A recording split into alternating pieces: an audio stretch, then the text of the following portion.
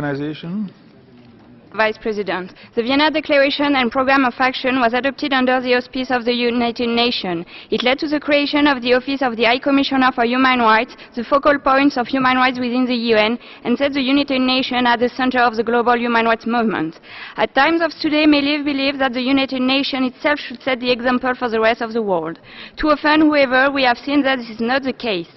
It is with regret and concern that we must request the Council's attention for a matter of interference of the right to freedom of expression of a journalist at the UN in New York by the office of the UN most senior official.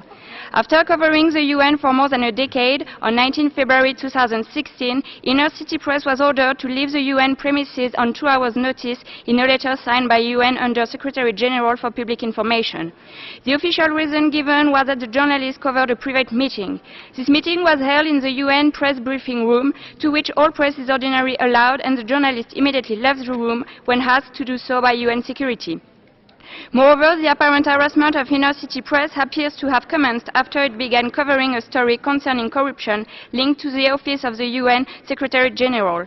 While the story has been widely covered, it was Inner City Press that repeatedly asked pointed questions about it at UN press conferences given by the spokesperson of the Secretary General.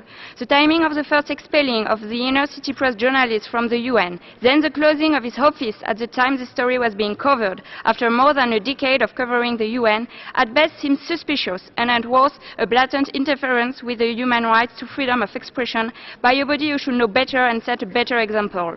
We call on the High Commission for Human Rights, who is itself an Under Secretary General, to inquire into this matter and to report the finding to this Council at its next session. Thank you. Thank you very much.